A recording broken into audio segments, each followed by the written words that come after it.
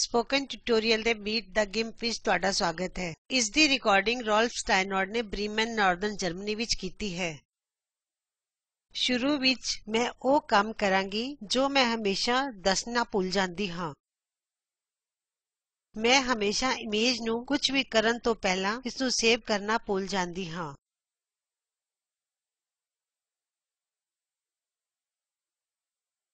ਇਸ ਲਈ ਮੈਂ ਫਾਈਲ ਸੇਵ ਐਜ਼ ਤੇ ਜਾਂਦੀ ਹਾਂ ਅਤੇ ਇਸ ਨੂੰ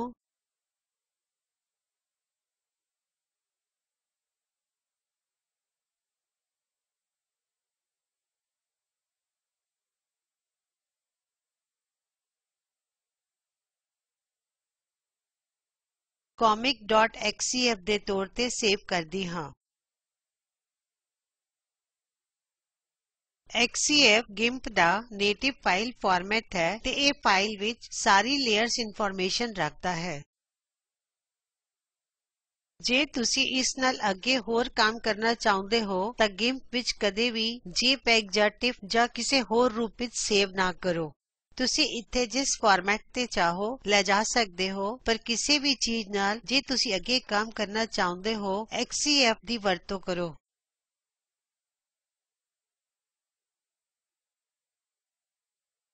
ਇਸ ਲਈ ਕੀ ਕਰਨਾ ਹੈ ਪਹਿਲੇ ਮੈਨੂੰ ਇਸ ਇਮੇਜ ਨੂੰ ਥੋੜਾ ਕਲੀਅਰ ਕਰਨਾ ਪਵੇਗਾ।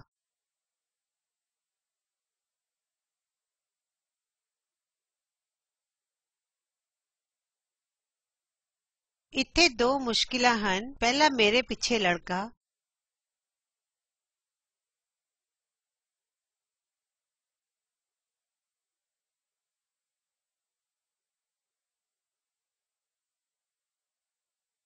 ਅਤੇ ਦੂਜਾ ਇਸ ਦੇ ਹੇਠਾਂ ਕਲਟਰ।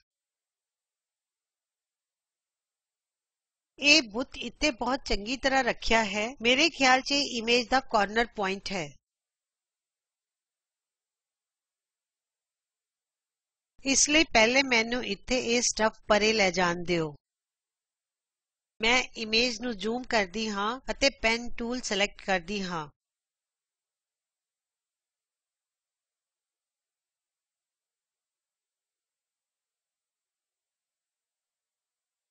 ਇਹ ਕਲੋਨਿੰਗ ਟੂਲ ਸਭ ਤੋਂ ਵਧੀਆ ਹੁੰਦਾ ਹੈ ਤੇ ਇੱਥੇ ਮੈਨੂੰ ਬਹੁਤ ਬਰੀਕੀ ਨਾਲ ਕੰਮ ਨਹੀਂ ਕਰਨਾ ਪਵੇਗਾ ਕਿਉਂਕਿ ਫਾਈਨਲ ਇਮੇਜ ਵਿੱਚੋਂ ਇਹ ਸਾਰੇ ਛੋਟੇ ਸਟੱਫ ਗਾਇਬ ਹੋ ਜਾਣਗੇ।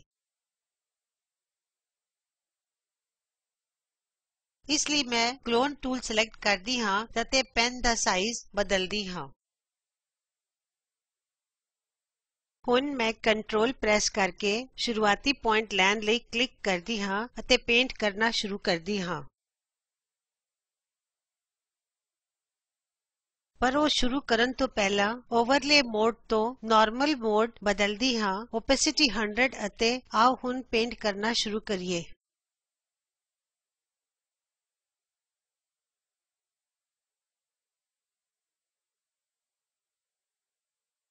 ਇਮੇਜ ਥੋੜੀ ਜਿਹੀ ਧੁੰਦਲੀ ਹੋ ਗਈ ਹੈ ਇਸ ਲਈ ਮੈਂ ਦੂਸਰਾ ਬ੍ਰਸ਼ ਪੇਂਟ ਲਈ ਸਲੈਕਟ ਕਰਦੀ ਹਾਂ।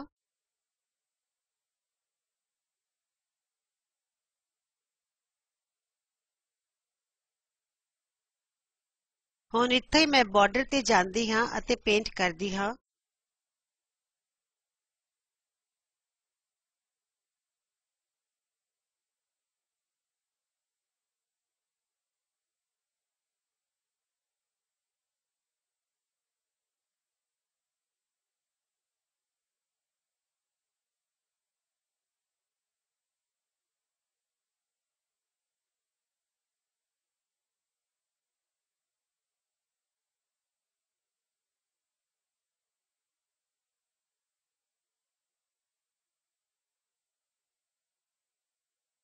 ਉਹ ਲੜਕਾ ਹੁਣ ਚਲਾ ਗਿਆ ਹੈ। ਕਲਟਰ ਇੱਥੇ ਹੀ ਛੱਡ ਗਿਆ ਹੈ। ਇੱਥੇ ਮੈਂ ਫੁੱਲਦਾਨ ਰੱਖਣਾ ਚਾਹੁੰਦੀ ਹਾਂ ਪਰ ਇੱਥੇ ਇਸ ਸਟੱਫ ਨੂੰ ਜਾਣਾ ਹੋਵੇਗਾ।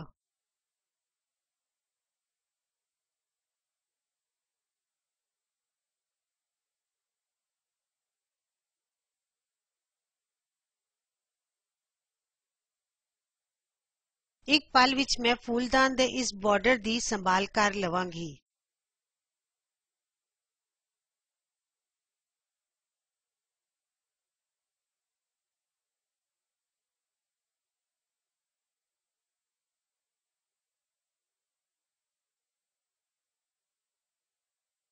ਜੇ ਮੈਂ ਇਮੇਜ ਨੂੰ ਇਸ ਢੰਗ ਨਾਲ ਰੱਖਾਂਗੀ ਤਾਂ ਤੁਸੀਂ ਕਲੋਨਿੰਗ ਦੇ ਨਿਸ਼ਾਨ ਦੇਖੋਗੇ, ਪਰ ਜਦੋਂ ਮੈਂ ਕਾਮਿਕ ਮੋਡ ਸਵਿਚ ਔਨ ਕਰਾਂ ਤਾਂ ਉਹ ਗਾਇਬ ਹੋ ਜਾਵਾਂਗੇ।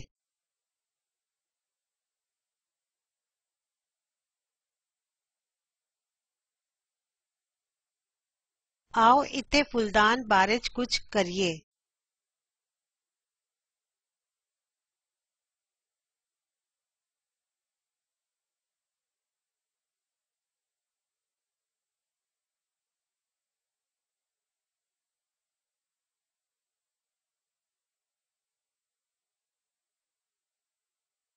ਮੇਰੇ ਖਿਆਲ ਚ ਮੈਨੂੰ ਇਸ ਪੁਆਇੰਟ ਤੋਂ ਕਲੋਨ ਕਰਨਾ ਚਾਹੀਦਾ ਹੈ।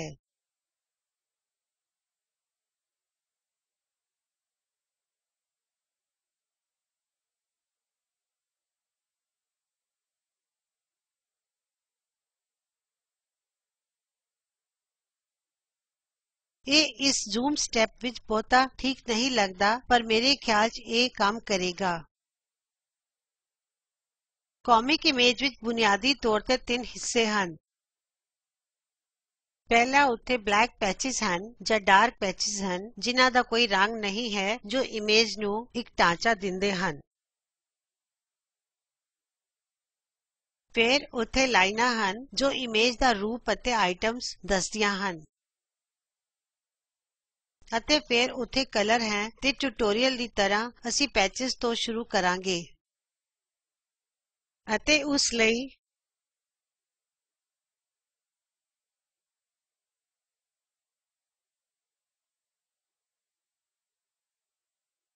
ਮੈਂ ਇਸ ਲੇਅਰ ਨੂੰ ਡਬਲ ਕਰਦੀ ਹਾਂ ਅਤੇ ਇਸ ਨੂੰ ਇੰਕ ਆਖਦੀ ਹਾਂ।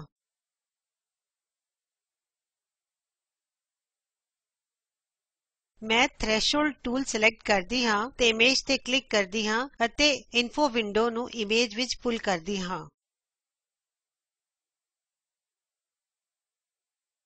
ਤੁਸੀਂ ਇੱਥੇ ਵੇਖਦੇ ਹੋ ਕਿ ਇਮੇਜ ਬਲੈਕ ਅਤੇ ਵਾਈਟ ਹੈ। ਇਹ ਟੂਲ ਇਮੇਜ ਨੂੰ ਬਲੈਕ ਅਤੇ ਵਾਈਟ ਵਿੱਚ ਵੰਡ ਦਿੰਦਾ ਹੈ।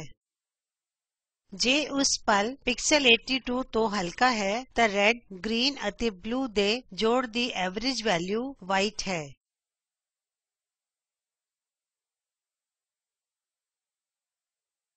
ਅਤੇ ਜੋ ਲੈਵਲ 82 ਤੋਂ ਘੱਟ ਹੈ ਤਾਂ ਇਹ ਬਲੈਕ ਹੋ ਜਾਂਦੀ ਹੈ।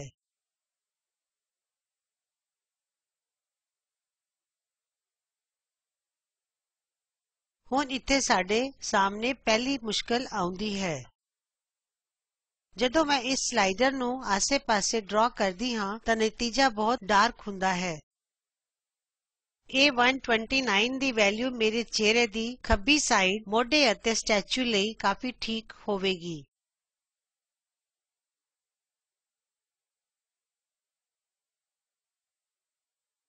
ਇੱਥੇ ਅੱਖਾਂ ਲਈ ਇਹ ਠੀਕ ਹੈ।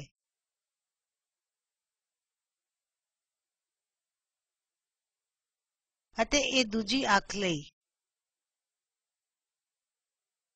ਹੁਣ ਮੈਨੂੰ ਇਸ ਇਮੇਜ ਲਈ ਵੱਖਰੀ ਇੱਕ ਲੇਅਰ ਦੀ ਵਰਤੋਂ ਕਰਨੀ ਪਵੇਗੀ।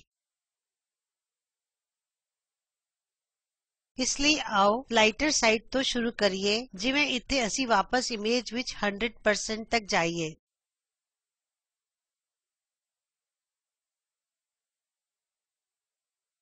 ਇਸ ਲਈ ਇੱਥੇ ਇਸ ਨੂੰ ਡਬਲ ਕਰਦੀ ਹਾਂ ਤੇ ਥ੍ਰੈਸ਼ੋਲਡ ਟੂਲ ਸਿਲੈਕਟ ਕਰਦੀ ਹਾਂ ਅਤੇ ਇਸ ਸਲਾਈਡਰ ਨੂੰ ਪੁੱਲ ਡਾਉਨ ਕਰਦੀ ਹਾਂ।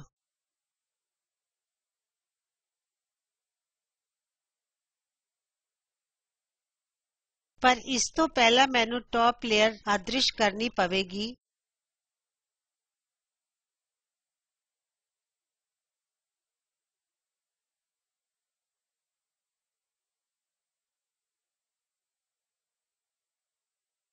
ਮੇਰੇ ਖਿਆਲ ਚਿਹਰੇ ਦੇ ਇਸ ਹਿੱਸੇ ਲਈ ਇਹ ਵੈਲਯੂ ਠੀਕ ਹੈ।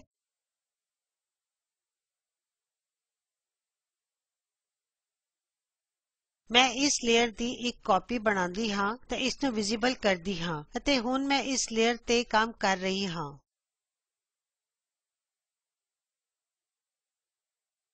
ਇੱਥੇ ਮੈਨੂੰ ਮੱਧ ਦੀਆਂ ਟਰਮਜ਼ ਲੱਭਣੀਆਂ ਹੋਣਗੀਆਂ। ਚਿਹਰੇ ਦਾ ਇਹ ਹਿੱਸਾ ਮੇਰੇ ਖਿਆਲ ਚ ਬਹੁਤ ਚੰਗਾ ਕੰਮ ਕਰਦਾ ਹੈ, ਇਸ ਲਈ ਮੈਂ ਇਸ ਇਮੇਜ ਦੇ ਚਾਰੋਂ ਪਾਸੇ ਦੇਖਦੀ ਹਾਂ। ਸਟੈਚੂ ਵੀ ਠੀਕ ਹੈ। ਇਮੇਜ ਦੀ ਇੱਥੇ ਚੰਗੀ ਪਰਿਭਾਸ਼ਾ ਹੈ ਤੇ ਇੱਥੇ ਮੇਰੇ ਹੱਥ ਦੇ ਨੇੜੇ ਲਾਈਨ ਅਦ੍ਰਿਸ਼ ਹੈ ਅਤੇ ਇਸ ਨੂੰ ਨਜ਼ਰ ਦਾ ਧੋਖਾ ਕਹਿੰਦੇ ਹਨ।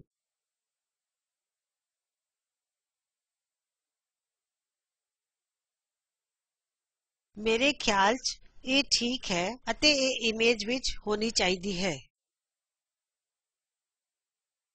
ਹੁਣ ਮੈਂ ਥ੍ਰੈਸ਼ਹੋਲਡ ਟੂਲ ਸਿਲੈਕਟ ਕਰਦੀ ਹਾਂ, ਲਾਈਨ ਨੂੰ ਇੱਥੇ ਵਿਜ਼ਿਬਲ ਕਰਦੀ ਹਾਂ ਅਤੇ ਥੋੜੀ ਜਿਹੀ ਡੈਫੀਨੇਸ਼ਨ ਲਈ ਬ੍ਰਾਈਟ ਹਿੱਸੇ ਦੇਖਦੀ ਹਾਂ, ਇਸ ਲਈ ਮੈਂ ਇਸ ਨੂੰ ਸਲਾਈਡ ਅਪ ਕਰਦੀ ਹਾਂ।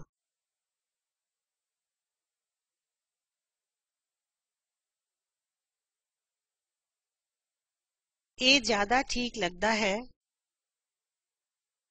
ਹੁਣ ਮੇਰੇ ਕੋਲ ਮੇਰੀ ਇੰਕ ਲੇਅਰ ਦੀ 3 ਕਾਪੀਆਂ ਹਨ। ਪਹਿਲੀ ਇੰਕ ਲਾਈਟ ਹੈ।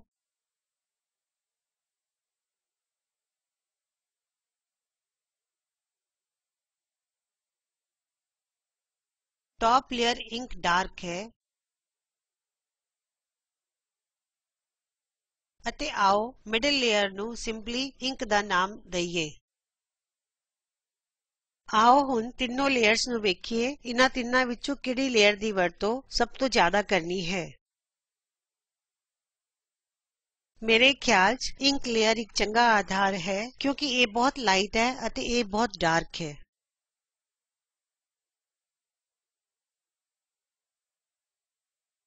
ਇਸ ਲਈ ਮੈਂ ਇਸ ਲੇਅਰ ਨੂੰ ਬਾਟਮ ਤੇ ਰੱਖਦੀ ਹਾਂ ਅਤੇ ਡਾਰਕ ਲੇਅਰ ਤੇ ਲਾਈਟ ਲੇਅਰ ਤੇ ਲੇਅਰ ਮਾਸਕ ਐਡ ਕਰਦੀ ਹਾਂ।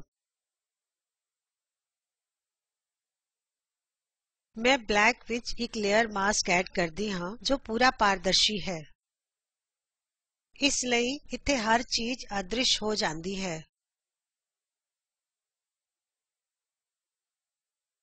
ਜਦੋਂ ਮੈਂ ਲਾਈਟ ਲੇਅਰ ਦੇ ਇਸ ਲੇਅਰ ਮਾਸਕ ਤੇ ਵਾਈਟ ਡਰਾ ਕਰਦੀ ਹਾਂ ਤਾਂ ਇਸ ਵਿੱਚ ਇਮੇਜ ਪ੍ਰਗਟ ਹੋ ਜਾਂਦੀ ਹੈ।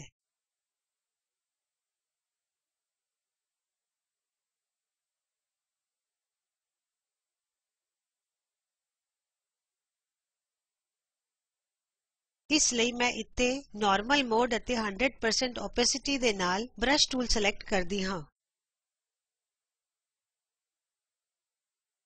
ਮੇਰੇ ਖਿਆਲ 'ਚ ਮੈਂ ਹਾਰਡ ਬ੍ਰਸ਼ ਵਰਤਾਂਗੀ ਤੇ ਪ੍ਰੈਸ਼ਰ ਸੈਂਸਿਟੀਵਿਟੀ ਸਾਈਜ਼ ਹੋਣੀ ਚਾਹੀਦੀ ਹੈ। ਇਸ ਲਈ ਜਦੋਂ ਸਤਹ ਦੇ ਉੱਤੇ ਪੈਨ ਪ੍ਰੈਸ ਕਰਦੀ ਹਾਂ ਤਾਂ ਡਾਟ ਵੱਡਾ ਹੋ ਜਾਵੇਗਾ।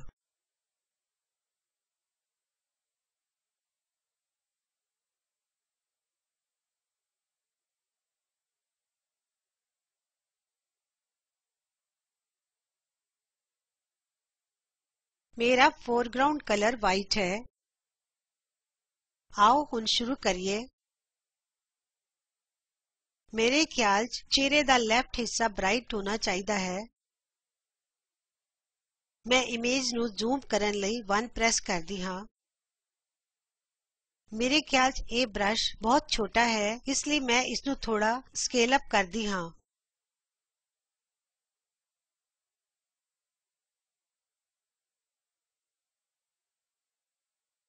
ਉਹ ਜ਼ਿਆਦਾ ਠੀਕ ਲੱਗਦਾ ਹੈ।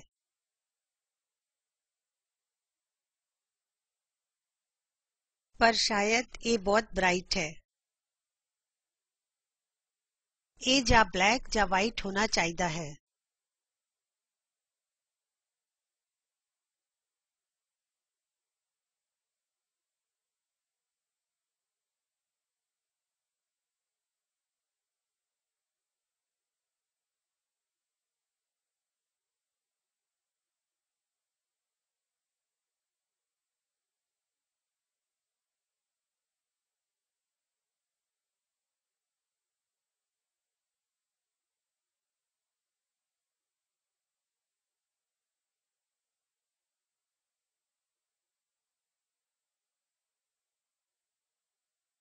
ਇਸ ਲਈ ਮੈਂ X ਕੀ ਨਾਲ ਕਲਰ ਸਵਿਚ ਕਰਦੀ ਹਾਂ ਅਤੇ ਇਸ ਨੂੰ ਦੁਬਾਰਾ ਪੇਂਟ ਕਰਦੀ ਹਾਂ।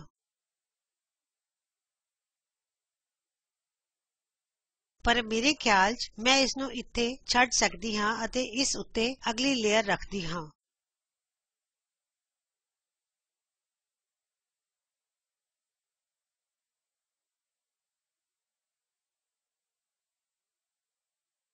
ਹੁਣ ਸਾਨੂੰ ਏਰੀਏ ਅਤੇ ਢਾਂਚੇ ਬਾਰੇ ਜ਼ਿਆਦਾ ਚਿੰਤਾ ਹੈ, ਇਸ ਲਈ ਮੈਨੂੰ ਲਾਈਨਾਂ ਬਾਰੇ ਭੁੱਲ ਕੇ ਇੱਥੇ ਢਾਂਚੇ ਨੂੰ ਰੱਖਣਾ ਚਾਹੀਦਾ ਹੈ।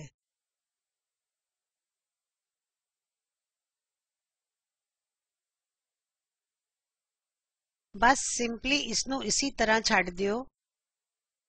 ਮੈਂ ਆਸਾਨੀ ਨਾਲ ਇੱਕ ਲੇਅਰ ਐਡ ਕਰ ਸਕਦੀ ਹਾਂ ਅਤੇ ਹੁਣ ਮੈਂ ਵਾਈਟ ਕਲਰ ਨਾਲ ਡਾਰਕ ਹਿੱਸੇ ਪੇਂਟ ਕਰਦੀ ਹਾਂ। ਆਓ ਵੇਖੀਏ ਜੇ ਅਸੀਂ ਇੱਥੇ ਇਸ ਨੂੰ ਥੋੜਾ ਪ੍ਰਗਟ ਕਰ ਸਕੀਏ। ਮੇਰੇ ਖਿਆਲ 'ਚ ਇਹ ਬਹੁਤ ਜ਼ਿਆਦਾ ਹੈ। ਮੈਂ ਚਿਹਰੇ ਨੂੰ ਥੋੜਾ ਡਾਰਕ ਬਣਾਉਣਾ ਚਾਹੁੰਦੀ ਹਾਂ।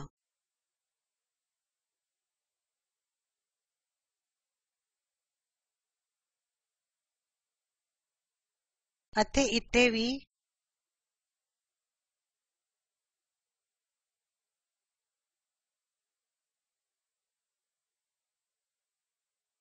ਮੇਰੇ ਖਿਆਲ 'ਚ ਇਹ ਬਹੁਤ ਜ਼ਿਆਦਾ ਡਾਰਕ ਹੈ।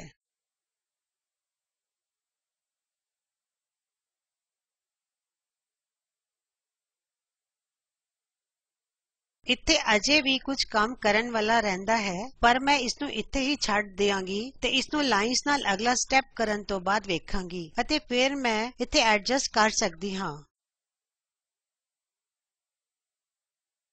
ਇਸ ਨੂੰ ਬ੍ਰਾਈਟ ਅਪ ਕਰਨਾ ਪਵੇਗਾ। ਇਸ ਲਈ ਅਸੀਂ ਉੱਥੇ ਐਡਿਟ ਵੱਲ ਵੇਖਾਂਗੇ। ਇਸ ਸਟੈਪ ਵਿੱਚ ਮੈਨੂੰ ਕੁਝ ਲਾਈਨਾਂ ਐਡ ਕਰਨੀਆਂ ਪੈਣਗੀਆਂ ਤੇ ਇੰਜ ਬੈਕਗਰਾਉਂਡ ਲੇਅਰ ਨੂੰ ਡਬਲ ਕਰਕੇ ਅਤੇ ਇਸ ਨੂੰ ਟਾਪ ਉੱਤੇ ਰੱਖ ਕੇ ਤੇ ਫਿਰ ਇਸ ਨੂੰ ਲਾਈਨਜ਼ ਦਾ ਨਾਮ ਦੇ ਕੇ ਹੋ ਸਕਦਾ ਹੈ।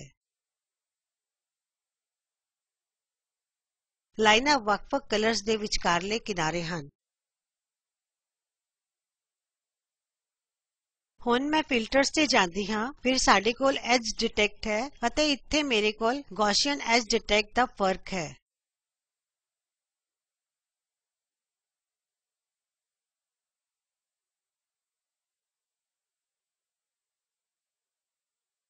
ਸੰਬੰਧਿਤ ਸਲਾਈਡਰ ਰੇਡੀਅਸ ਹੈ ਅਤੇ ਜੇ ਤੁਸੀਂ ਨੰਬਰ ਘਟਾਉਂਦੇ ਹੋ ਤਾਂ ਲਾਈਨਾਂ ਹੋਰ ਬਰੀਕ ਹੋ ਜਾਂਦੀਆਂ ਹਨ। ਜੇ ਤੁਸੀਂ ਨੰਬਰ ਵਧਾਉਂਦੇ ਹੋ ਤਾਂ ਲਾਈਨਾਂ ਹੋਰ ਚੌੜੀ ਹੋ ਜਾਂਦੀਆਂ ਹਨ ਅਤੇ ਤੁਹਾਨੂੰ ਇਮੇਜ ਵਿੱਚ ਜ਼ਿਆਦਾ ਵੇਰਵਾ ਮਿਲਦਾ ਹੈ। ਮੈਂ 10 ਦੇ ਆਸ-ਪਾਸ ਪ੍ਰੇਫਰ ਕਰਾਂਗੀ, ਪਰ ਮੈਂ 30 ਤੱਕ ਜਾ ਸਕਦੀ ਹਾਂ ਅਤੇ ਫਿਰ ਨਿਰਣੇ ਲੈ ਸਕਦੀ ਹਾਂ ਕਿ ਮੈਨੂੰ ਪੱਕਾ ਕਿੱਥੇ ਰੁਕਣਾ ਚਾਹੀਦਾ ਹੈ।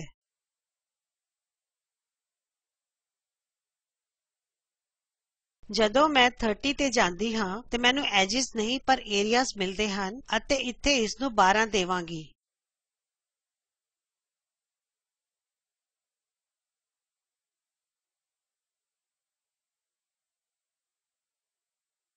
ਮੇਰੇ ਖਿਆਲ 'ਚ ਮੈਂ 10 ਉੱਤੇ ਸੈਟਲ ਹੋਵਾਂਗੀ।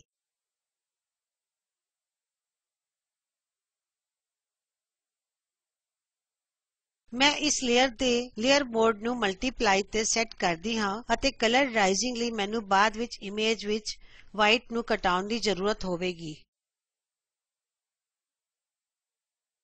ਆਓ ਜਸਟ ਚੈੱਕ ਕਰੀਏ ਕਿ ਹੁਣ ਅਸੀਂ ਠੀਕ ਕਰ ਲਿਆ ਹੈ। ਹੁਣ ਮੈਂ ਲਾਈਨਜ਼ ਲੇਅਰ ਔਨ ਆਫ ਕਰਾਂਗੀ ਅਤੇ ਤੁਸੀਂ ਇੱਥੇ ਵੇਖਦੇ ਹੋ ਕਿ ਜਦੋਂ ਲਾਈਨ ਲੇਅਰ ਔਨ ਹੈ ਤਾਂ ਉੱਥੇ ਕੁਝ ਡੈਫੀਨੇਸ਼ਨ ਹੈ। ਹੁਣ ਮੈਂ ਡਾਰਕ ਇੰਕ ਲੇਅਰ ਨੂੰ ਡੀਸਲੈਕਟ ਕਰਦੀ ਹਾਂ ਤੇ ਲਾਈਟ ਇੰਕ ਲੇਅਰ ਨੂੰ ਰੱਖਦੀ ਹਾਂ।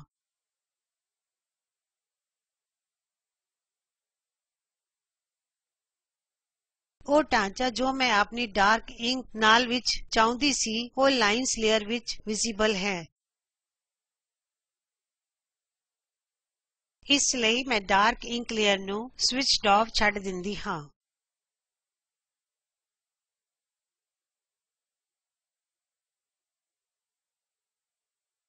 ਮੇਰੇ ਖਿਆਲ 'ਚ ਇਹਨਾਂ ਲੇਅਰਜ਼ ਨੂੰ ਕੰਬਾਈਨ ਕਰਨ ਦੀ ਇੱਥੇ ਕੋਈ ਜ਼ਰੂਰਤ ਨਹੀਂ ਹੈ। ਮੈਂ ਇਸ ਨੂੰ ਇਸੇ ਤਰ੍ਹਾਂ ਹੀ ਛੱਡ ਦਿਆਂਗੀ ਜੋ ਮੈਂ ਕੁਝ ਬਦਲ ਸਕਾਂ ਅਤੇ ਇਹ ਫਾਈਨਲ ਇਮੇਜ ਵਿੱਚ ਆ ਜਾਵੇਗੀ।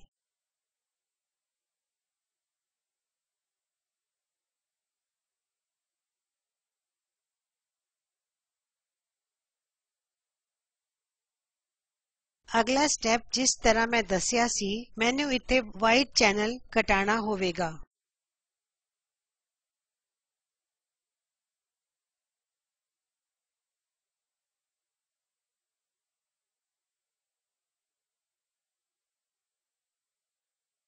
ਜਦੋਂ ਮੈਂ ਇਸ ਲੇਅਰ ਨੂੰ ਸਵਿਚ ਆਫ ਕਰਦੀ ਹਾਂ ਤਾਂ ਤੁਸੀਂ ਵੇਖ ਸਕਦੇ ਹੋ ਕਿ ਮੇਰੇ ਕੋਲ ਗ੍ਰੇ ਬੈਕਗ੍ਰਾਉਂਡ ਹੈ ਅਤੇ ਇੱਥੇ ਥੋੜੀ ਬਹੁਤ ਕਲਰ ਇਨਫੋਰਮੇਸ਼ਨ ਹੈ। ਇਮੇਜ ਵਿੱਚ ਕਲਰ ਲਿਆਉਣ ਲਈ ਮੈਂ ਬੈਕਗ੍ਰਾਉਂਡ ਲੇਅਰ ਦੀ ਕਾਪੀ ਕਰਦੀ ਹਾਂ ਤੇ ਇਸ ਨੂੰ ਕਲਰ ਦਾ ਨਾਮ ਦਿੰਦੀ ਹਾਂ ਅਤੇ ਇਸ ਨੂੰ ਟਾਪ ਤੇ ਰੱਖ ਕੇ ਲੇਅਰ ਮੋਡ ਨੂੰ ਕਲਰ ਤੇ ਸੈਟ ਕਰਦੀ ਹਾਂ।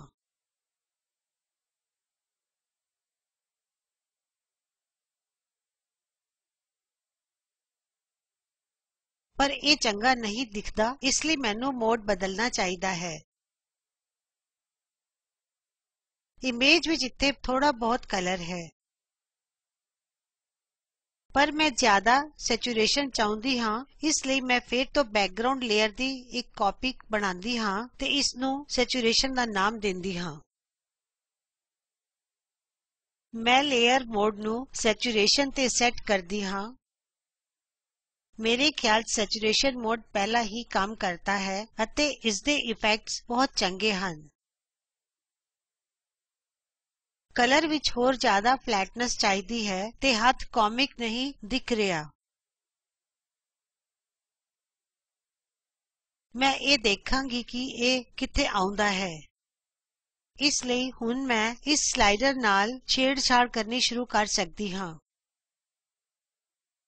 ਸੈਚੂਰੇਸ਼ਨ ਨਾਲ ਹੇਠਾਂ ਜਾਂਦਿਆਂ ਥੋੜਾ ਹੋਰ ਫਲੈਟ ਹੋ ਜਾਂਦਾ ਹੈ ਅਤੇ ਇਹ ਜ਼ਿਆਦਾ ਵਾਟਰ ਕਲਰ ਦੀ ਤਰ੍ਹਾਂ ਦਿਖਦਾ ਹੈ। ਇਹ ਇੱਕ ਅਜੀਬ ਇਫੈਕਟ ਹੈ।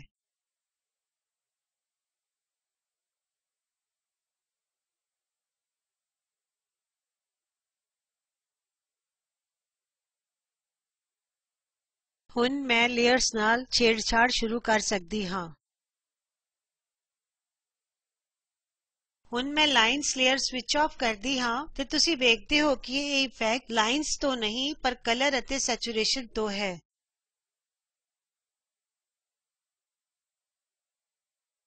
ਹੁਣ ਮੈਂ ਕੁਝ ਐਡਜਸਟਮੈਂਟ ਕਰ ਸਕਦੀ ਹਾਂ ਕਿਉਂਕਿ ਹਜੇ ਵੀ ਮੇਰੇ ਕੋਲ ਇੱਥੇ ਲੇਅਰਸ ਹਨ। ਮੈਂ ਚਿਹਰੇ ਨੂੰ ਲਾਈਟ ਕਰਨਾ ਚਾਹੁੰਦੀ ਹਾਂ, ਇਸ ਲਈ ਇੱਥੇ ਆਪਣੀ ਇੰਕ ਲਾਈਨ ਲੇਅਰ ਸਿਲੈਕਟ ਕਰਦੀ ਹਾਂ। ਵਾਈਟ ਫੋਰਗਰਾਉਂਡ ਕਲਰ ਨਾਲ ਇੰਕ ਬ੍ਰਸ਼ ਸਿਲੈਕਟ ਕਰਦੀ ਹਾਂ।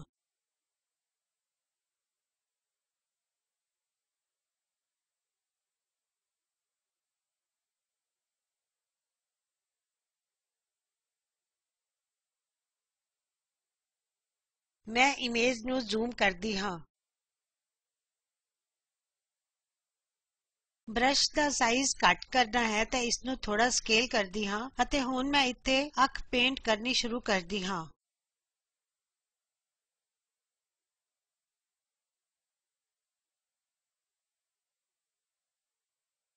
ਉਹ ਬਹੁਤ ਜ਼ਿਆਦਾ ਹੈ।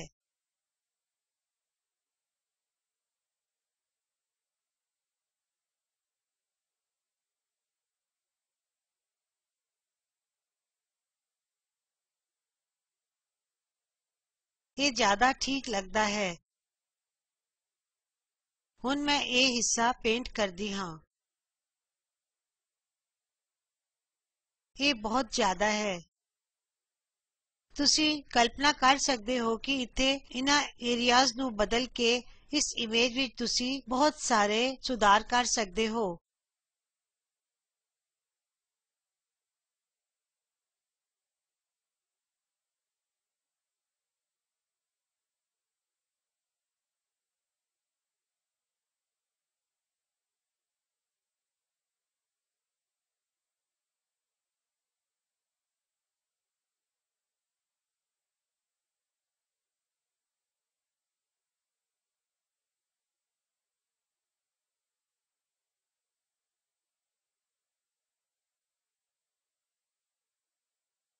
ਇਹ ਓਕੇ ਹੈ।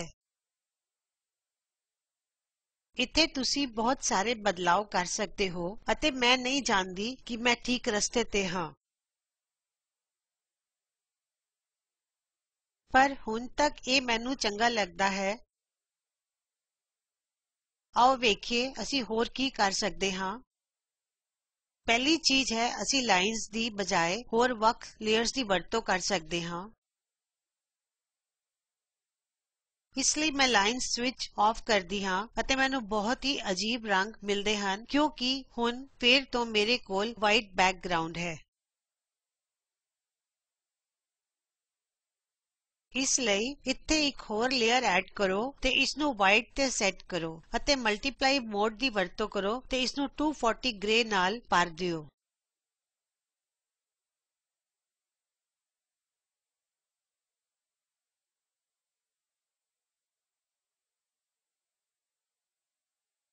ਹੁਣ ਮੇਰੇ ਕੋਲ ਇੱਥੇ ਸੇਮ ਉਹੀ ਜਿਹੀ ਇਮੇਜ ਹੈ ਜੋ ਮੇਰੀ ਲਾਈਨਜ਼ ਨਾਲ ਸੀ। ਮੈਨੂੰ ਇਹਨਾਂ ਨੂੰ ਸਵਿਚ ਔਨ ਕਰਨ ਦਿਓ। ਮੇਰੇ ਕੋਲ ਲਾਈਨਜ਼ ਇਨਫੋਰਮੇਸ਼ਨ ਆ ਰਹੀ ਹੈ ਪਰ ਕਾਮਿਕ ਇਫੈਕਟ ਅਜੇ ਵੀ ਉੱਥੇ ਹੀ ਹੈ ਅਤੇ ਮੈਂ ਦੇਖਦੀ ਹਾਂ ਕਿ ਹੋਰ ਚੰਗਾ ਕੀ ਹੈ।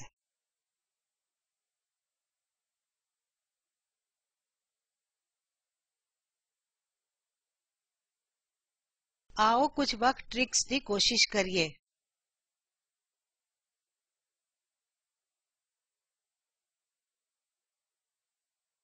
ਮੈਂ ਕਲਰ ਅਤੇ ਸੈਚੂਰੇਸ਼ਨ ਲੇਅਰ ਨੂੰ ਡਬਲ ਕਰਦੀ ਹਾਂ ਅਤੇ ਇਹਨਾਂ ਨਾਲ ਕੁਝ ਕਰਦੀ ਹਾਂ। ਇੱਥੇ ਮੈਂ ਇਮੇਜ ਵਿੱਚੋਂ ਵੇਰਵੇ ਲੈਣ ਦੀ ਕੋਸ਼ਿਸ਼ ਕਰਦੀ ਹਾਂ। ਇਸ ਲਈ ਫਿਲਟਰਜ਼, ਬਲਰ ਅਤੇ ਗੌਸਾਈਨ ਬਲਰ ਤੇ ਜਾਓ। ਇੱਥੇ ਮੈਂ ਵੈਲਯੂ ਚੁਣਦੀ ਹਾਂ ਜੋ ਮੈਨੂੰ ਚੰਗਾ ਇਫੈਕਟ ਦਿੰਦੀ ਹੈ।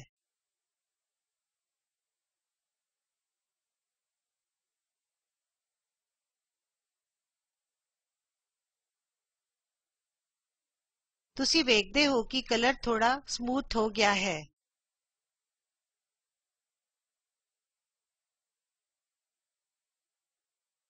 ਇਸ ਲਈ ਆਓ ਇਸ ਨੂੰ ਸੈਚੂਰੇਸ਼ਨ ਕਾਪੀ ਤੇ ਵੀ ਕਰੀਏ। ਫਿਲਟਰਜ਼ ਤੇ ਜਾਓ, ਗੌਸੀਅਨ ਬਲਰ ਦੁਬਾਰਾ ਕਰੋ। ਅਤੇ ਹੁਣ ਮੇਰੇ ਕੋਲ ਅਸਲ ਵਿੱਚ ਫਲੈਟ ਕਲਰ ਨਾਲ ਫਲੈਟ ਇਮੇਜ ਹੈ। ਇਸ ਲਈ ਮੈਂ ਓਰਿਜਨਲ ਕਲਰ ਸਵਿਚ ਔਨ ਕਰਦੀ ਹਾਂ ਤਾਂ ਇੱਥੇ ਮੈਨੂੰ ਅਜੀਬ ਇਫੈਕਟ ਮਿਲਦਾ ਹੈ। ਆਓ ਇਹਨਾਂ ਲੇਅਰਜ਼ ਨੂੰ ਸੈਚੂਰੇਸ਼ਨ ਬਲਰਡ ਅਤੇ ਕਲਰ ਬਲਰਡ ਦਾ ਨਵਾਂ ਨਾਮ ਦਈਏ।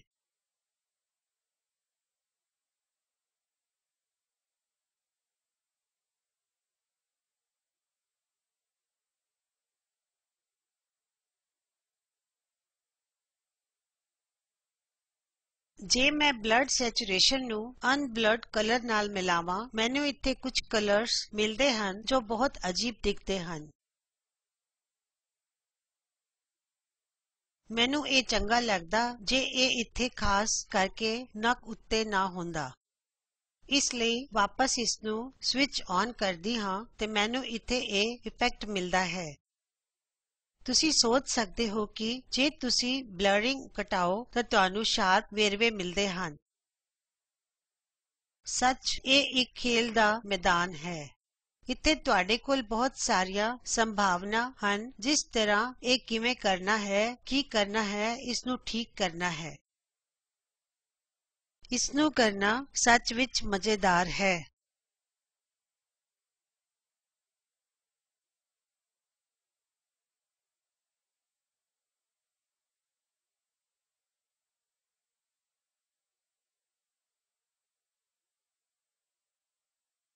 ਅਸਲੀ ਟਿਊਟੋਰੀਅਲ ਦੇ ਲੇਖਕ ਨੇ ਬਹੁਤ ਸ਼ਾਨਦਾਰ ਕੰਮ ਕੀਤਾ ਹੈ।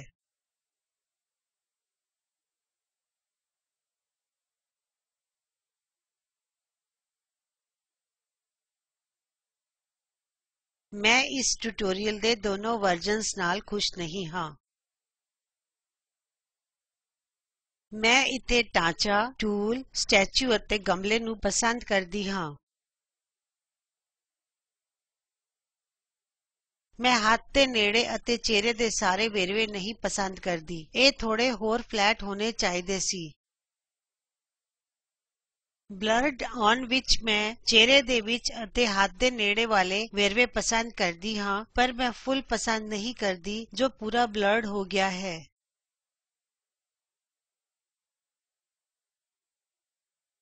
ਇਸ ਲਈ ਹੁਣ ਮੈਂ ਦੋਨੋ ਇਮੇਜਿਸ ਜੋੜ ਸਕਦੀ ਹਾਂ ਅਤੇ ਮੈਂ ਕਲਰ ਬਲਰਡ ਨਾਲ ਸ਼ੁਰੂ ਕਰਾਂਗੀ ਕਿਉਂਕਿ ਸੈਚੂਰੇਸ਼ਨ ਬਲਰਡ ਤੋਂ ਜ਼ਿਆਦਾ ਇਸ ਦੀ ਪੂਰੀ ਸਾਰੀ ਸ਼ਕਲ ਮੈਂ ਪਸੰਦ ਕਰਦੀ ਹਾਂ।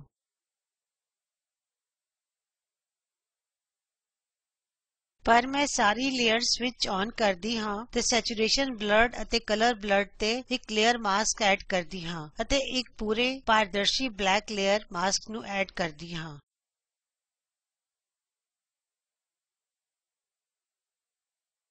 ਹੁਣ ਮੈਂ ਸੈਚੂਰੇਸ਼ਨ ਲੇਅਰ ਮਾਸਕ ਤੇ ਕੰਮ ਸ਼ੁਰੂ ਕਰਾਂਗੀ, ਇਸ ਲਈ ਮੈਂ ਫੋਰਗਰਾਉਂਡ ਕਲਰ ਵਾਈਟ ਸਿਲੈਕਟ ਕਰਦੀ ਹਾਂ ਅਤੇ ਇੱਥੇ ਪੇਂਟ ਬ੍ਰਸ਼ ਸਿਲੈਕਟ ਕਰਦੀ ਹਾਂ। ਹੁਣ ਮੈਂ ਪੇਂਟਿੰਗ ਸ਼ੁਰੂ ਕਰਦੀ ਹਾਂ। ਮੈਂ ਇਮੇਜ ਦੇ ਉਹੀ ਹਿੱਸੇ ਪੇਂਟ ਕਰਦੀ ਹਾਂ ਜਿੱਥੇ ਮੈਂ ਇਮੇਜ ਵਿੱਚ ਥੋੜੀ ਹੋਰ ਫਲੈਟਨੈਸ ਚਾਹੁੰਦੀ ਹਾਂ। ਇਹ ਥੋੜਾ ਅਜੀਬ ਦਿਖੇਗਾ ਕਿਉਂਕਿ ਹੁਣ ਮੇਰੇ ਕੋਲ ਕਲਰ ਲੇਅਰ ਸਵਿਚਡ ਔਨ ਹੈ।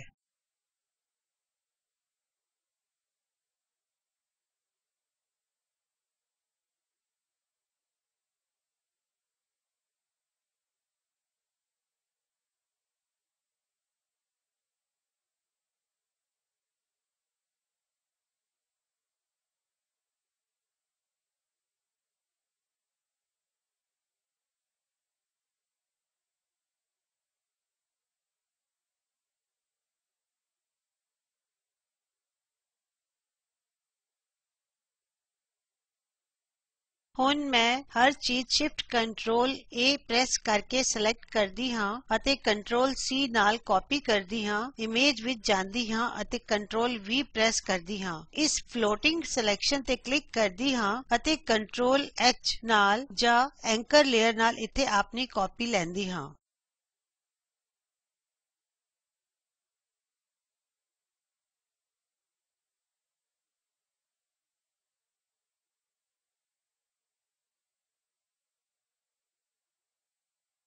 ਇਸ ਲਈ ਤੁਸੀਂ ਇਹ ਲੇਅਰ ਮਾਸਕ ਵੀ ਕਾਪੀ ਕਰ ਸਕਦੇ ਹੋ ਅਤੇ ਮੇਰੇ ਖਿਆਲ ਚ ਮੈਂ ਇਸ ਇਮੇਜ ਨੂੰ ਇੱਥੇ ਹੀ ਛੱਡ ਦਿਆਂਗੀ।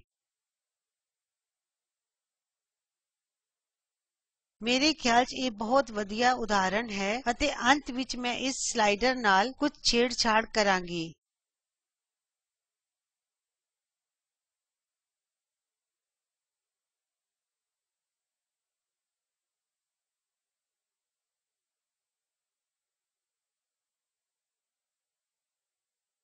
ਆਓ ਇਸ ਨੂੰ ਦੁਹਰਾਈਏ। ਤੁਸੀਂ ਪਹਿਲਾਂ ਇਸ ਇਮੇਜ ਲੇਅਰ ਨੂੰ ਕਾਪੀ ਕਰੋ ਤੇ ਥ੍ਰੈਸ਼ਹੋਲਡ ਟੂਲ ਨਾਲ ਇੱਕ ਇੰਕਡ ਇਮੇਜ ਬਣਾਓ। ਉਹਨਾਂ ਏਰੀਆਜ਼ ਨੂੰ ਲੱਭੋ ਜੋ ਤੁਸੀਂ ਬਲੈਕ ਜਾਂ ਬਹੁਤ ਡਾਰਕ ਚਾਹੁੰਦੇ ਹੋ। ਫਿਰ ਬੇਸ ਇਮੇਜ ਦੀ ਦੁਬਾਰਾ ਕਾਪੀ ਬਣਾਓ ਤੇ ਐਜ ਡਿਟੈਕਟ ਫਿਲਟਰ ਨਾਲ ਇੱਕ ਲਾਈਨ ਲੇਅਰ ਬਣਾਓ ਅਤੇ ਫਿਰ ਲੇਅਰ ਮੋਡ ਨੂੰ ਮਲਟੀਪਲਾਈ ਤੇ ਸੈਟ ਕਰੋ।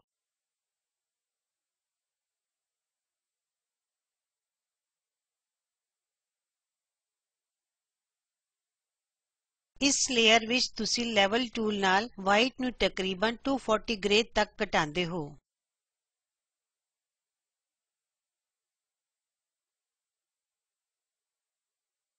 ਤੁਸੀਂ ਫਿਰ ਦੁਬਾਰਾ ਬੇਸ ਇਮੇਜ ਦੀ ਕਾਪੀ ਕਰਦੇ ਹੋ ਅਤੇ ਇੱਕ ਕਲਰ ਲੇਅਰ ਬਣਾਉਂਦੇ ਹੋ।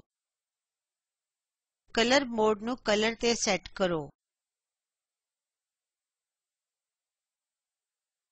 ਆਖਿਰ ਵਿੱਚ ਤੁਸੀਂ ਅੰਤਿਮ ਵਾਰ ਬੇਸ ਲੇਅਰ ਨੂੰ ਕਾਪੀ ਕਰਦੇ ਹੋ ਅਤੇ ਇੱਕ ਸੈਚੂਰੇਸ਼ਨ ਲੇਅਰ ਬਣਾਉਂਦੇ ਹੋ ਤੇ ਇੱਥੇ ਤੁਸੀਂ ਲੇਅਰ ਮੋਡ ਨੂੰ ਸੈਚੂਰੇਸ਼ਨ ਤੇ ਸੈਟ ਕਰਦੇ ਹੋ ਅਤੇ ਹੁਣ ਤੁਸੀਂ ਵੱਖ-ਵੱਖ ਲੇਅਰਜ਼ ਜਾਂ ਕੁਝ ਲੇਅਰਜ਼ ਦੀ ਓਪੈਸਿਟੀ ਨਾਲ ਛੇੜਛਾੜ ਕਰਦੇ ਹੋ।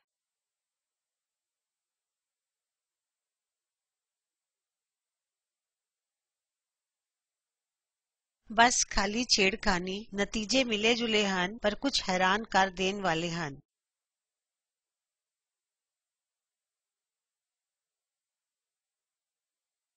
ਹੋਰ ਜਾਣਕਾਰੀ ਵਾਸਤੇ ਦਿੱਤੇ ਗਏ ਲਿੰਕ ਤੇ ਜਾਉ ਅਤੇ ਟਿੱਪਣੀ ਭੇਜਣ ਲਈ ਕਿਰਪਾ ਕਰਕੇ info@meetthegimp.org ਤੇ ਲਿਖੋ।